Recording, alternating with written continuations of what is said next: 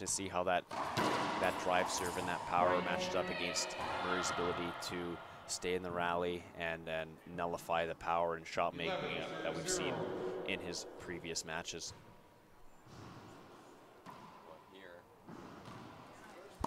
Here Morissette in complete control. Just playing almost perfectly in this second game, and it's now 12 serving 0. We've been playing 25 minutes. Very fast, third, fourth place playoff. You'd expect it to be a little longer. That first game there was definitely what I expected out of this match. Very, very close, you know, tight score line, trading servers back and forth. But you know, Morissette, all the credit to her for playing so well and you know, just taking all the momentum away from Geeraert, causing her to play flat. So she's played well, and she's earned this 12-0 lead she's found in the second game.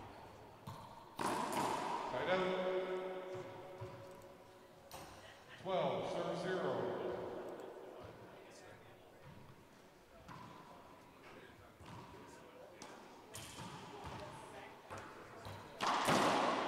Skip from Morissette that time. Side out. Mitch, we've seen this all week where players have gone back and watched these streams to scout their opponents and also watch themselves. This may be one where Geeraert wants to go back and look, and it's not something you want to do, but it's something maybe you need to start to look at what's going on here. Why is there such a differential in game number 2 versus game number 1? Definitely, I think it's an instance where we talk about athletes being prideful, but you almost have to swallow that pride and realize you have to watch these matches, even though it might not have gone your way. It might be a little bit, you know, ugly, so to speak. You don't want to watch your errors and see yourself being down, but that's where you get the most learning out of it. You don't, I mean, you can watch yourself beating someone 15-0, 15-0, but you're not gonna see where the errors are. You're not gonna see where your weaknesses are, as opposed to, you know, being down in a match where you're struggling.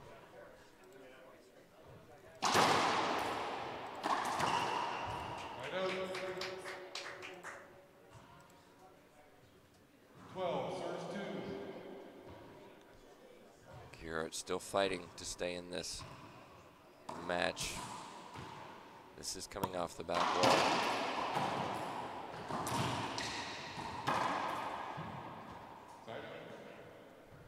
Both players hitting pitches. Finally, Geeraert goes down the line.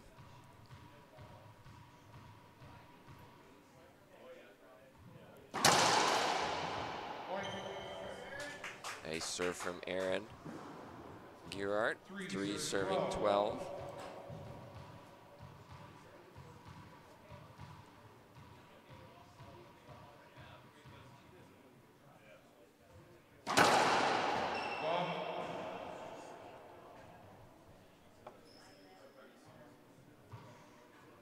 Second serve.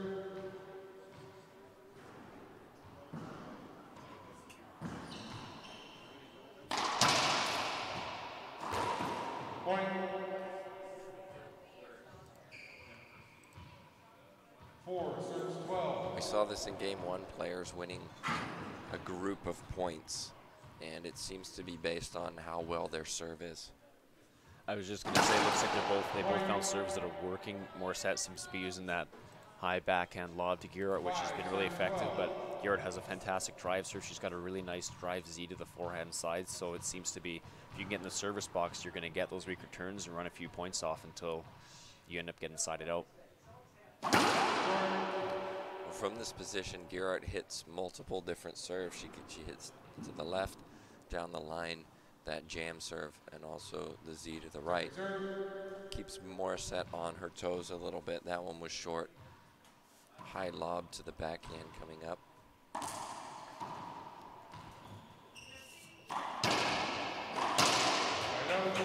And I said this in game 1, when Morissette sets her feet, she's a clean hitter. She has such a smooth swing on both the forehand and the backhand side. So if Geeraert wants to really get back into the second game here and have a chance at forcing a tiebreaker win in this match, she has to keep Morissette moving, keep her spinning a lot of wraps, a lot of wide angles, because as soon as Morissette sets her feet, she's dead.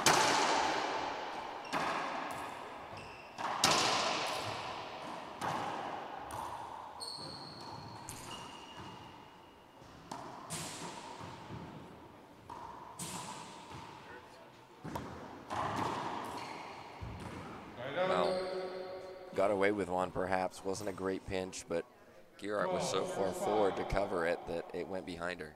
The pinch pass.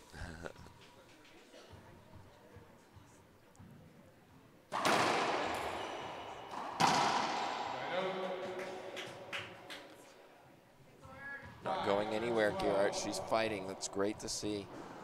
We're not seeing that kind of well, it's over with. She was down 12-0. And it's exactly what she needs to be doing. She plans to play racquetball and come to these national events for years to come. So I think she realized the importance of using this match as a stepping stone and a tool in terms of, you know, I'm down in a match, I'm going to be down in the future too. So how am I going to respond? And train yourself to play tough when you're down, find a way to get points, and find your way to dig in and not just lay down and let your opponent walk all over you.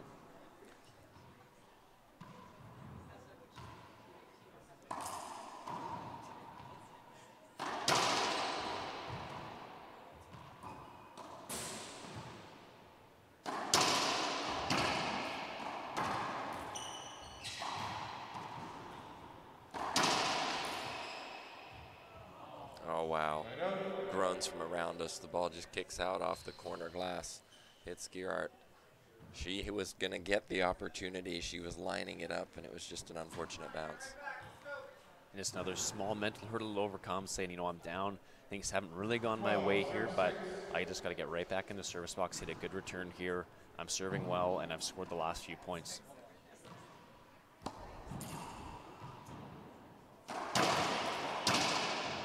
It's a crisp backhand. We've seen a lot of ceiling balls this week. We have panels of lights across the ceiling. That's not a court hinder if there's a bad bounce from those lights. And, you know, having been in the court myself, you've been in the court yourself. Ceiling balls are a little dicey on these courts. They definitely are. I know I had a few of my matches where I go to the ceiling and it hits that light and just shoots straight down. Obviously disappointing because you're going for that high percentage ceiling ball, and that ends up happening. But again, the court's the same for all the players. It probably evens out over the course of a tournament, so you just have to really sharpen up and know that chances are you're going to find your ceiling ball angle, and it's not going to happen often during a match, or at least you hope not. 13-6. I think partly, though, that's why we see some inconsistencies on these ceiling balls, where players are struggling to find that range. Aggressiveness from Geeraert gives her a setup, and she skips it. Can't do that when you're down 13-6. Sometimes those easy shots, those setups are the ones that are the toughest, because whenever you're going to make a tough get or a tough shot, you really focus without even thinking about it at times. But those are the ones where you really have to be intentionally focused on, I got to put this ball away. This is the setup I want, and this is what you earned in the rally. Geeraert saves a match point. Another solid backhand.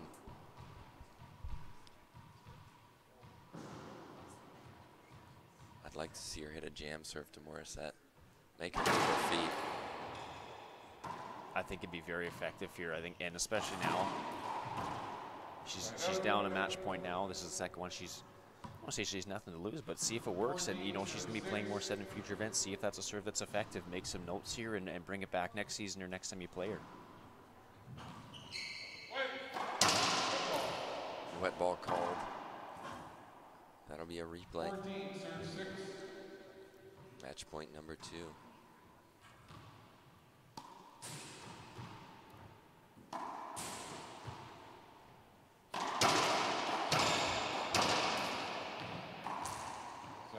Great hitting from both players, but it was Geeraert who went left. And earlier we saw Morissette get that game point by running up to cover Geeraert's pinch. I feel like Geeraert can gain an advantage by just hitting straight down the lines rather than going for those pinches when it's something that Morissette can run up on. And Morissette did that really well to get up to this 14 points in the second game. She was just hitting really clean lanes, good down lines, good cross courts with a good mix. And I think Geeraert, if she can, you know, get back in the box a couple more times and switch to that high percentage. Beautiful down the line. 6 serves 14. Match point saved yet again.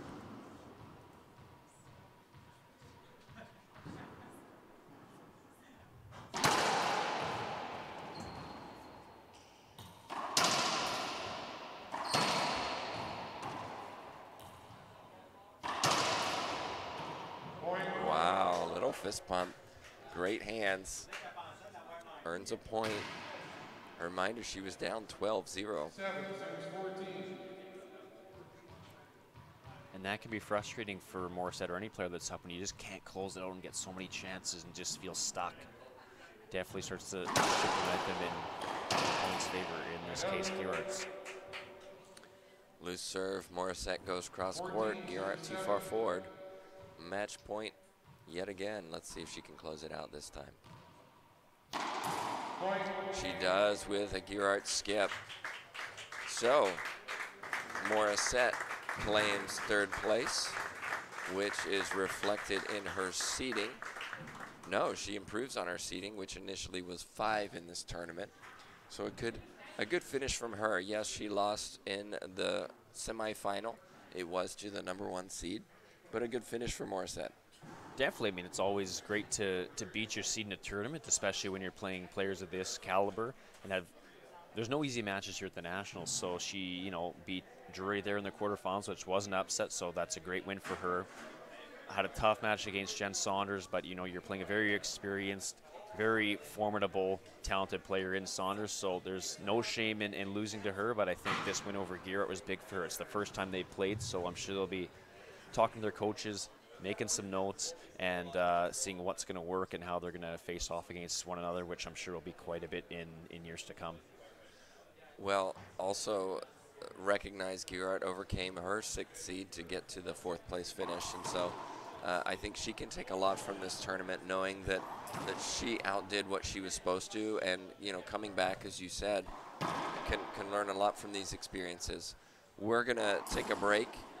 A reminder that our 3rd, 4th place men's singles, which was supposed to be occurring right now, was forfeited by Castro, so Lander U claims the 3rd place finish. But we do have women's singles coming up at 1 p.m.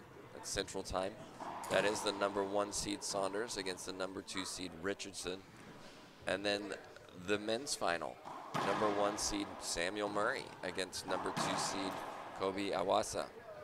Mitch, what can we look forward to in those matches? Again, we have the #1 and 2 seeds respectively in both, so we have Saunders, Richardson, both from Winnipeg. Richardson originally from Saskatchewan, but she moved here. She's lived in Winnipeg for, I believe, at least a year now, maybe a couple of years. So they play each other quite often. They know each other's games really well, not just from, you know, living in the same city, but playing each other over the past few years at selection events and nationals. I believe somebody was saying it's Richardson's first national singles final. She's made selection event finals where I believe it was Saunders who beat her there. And doubles final. She's won multiple doubles titles. She has, for sure. So, I mean, we look at in terms of experience in the pressure situation, I think she's been in enough of these matches, even with the doubles, that she's not going to let the pressure or the, you know, opponent get to her. I think she's going to play really solid. She's hungry. She's eager to win this tournament and this event. But you have Saunders, again, has won 10 of these titles. I was talking to her earlier today. It was interesting to see she knows who she's beaten in every single one of those matches. She can tell you about serves that she remembers and rallies. So her memory's sharp when it comes to these events. She lives for this. She loves this. She loves the competition. She loves the atmosphere. She's just a great competitor. So it's going to be a ton of fun to tune in for that match and see what happens. And switching to the men's final, what can we expect? Murray, he's won both selection events. You'd probably say the heavy favorite in this situation. I would say so. So, I mean, he's won both selection events, like you mentioned, Tim. His opponent in both of those finals was Kobe Awasa.